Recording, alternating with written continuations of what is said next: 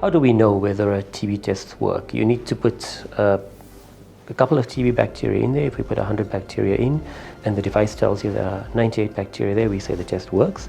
The margin of error is 2% and we can run with this. We turn the system on and we start testing people. But the problem we faced at the time was that TB bacteria are dangerous. We couldn't send live bacteria to clinics and to labs. We'd be exposing healthcare workers and laboratory workers to infection risk. And so given the urgency of the issue, the first product we thought about at the time was, well, these devices don't care whether the bacteria are alive or dead. They're just looking for a piece of DNA that can allow them to read. These are TB bacteria.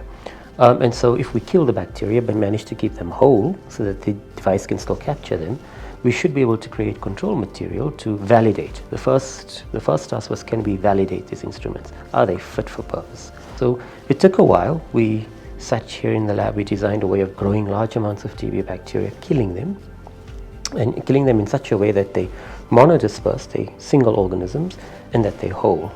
And then Leslie worked out a way of actually staining and counting these organisms using a technique we call flow cytometry, which counts bacteria in a narrow stream of liquid.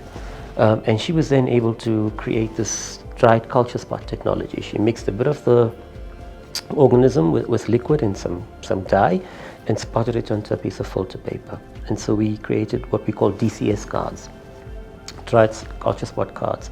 And these were then shipped out to laboratories. We knew the result. The laboratory ran the test in a semi-blinded way, and if they got the right result, you were able to turn labs on. And so this was fantastic. We were able to get South Africa online with this next generation molecular diagnostics. South Africa was a global leader in doing this because of the technology we developed in the program. And so we were producing the material here in our lab. We were giving it to Leslie, who was doing the counting and the spotting, and this started to become a global thing. And so that is how SmartSpot was born. It was through the union of these two technologies, the creation of these organisms, and the ability to count and spot them and distribute them.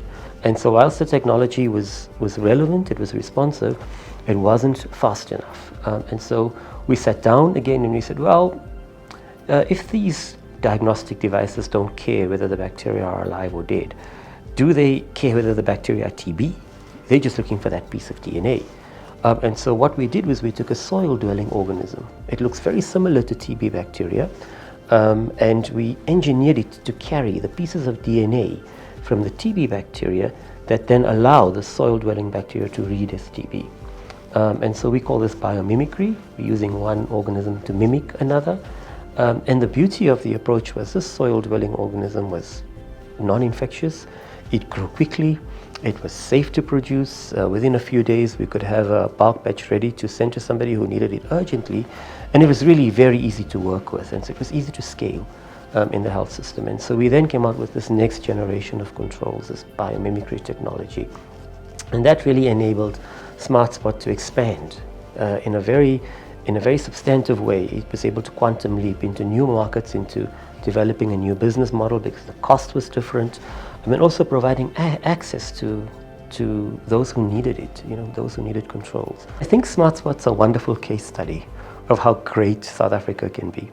I think we often bemoan things that don't work in the country, but SmartSpot is based on so many little innovations.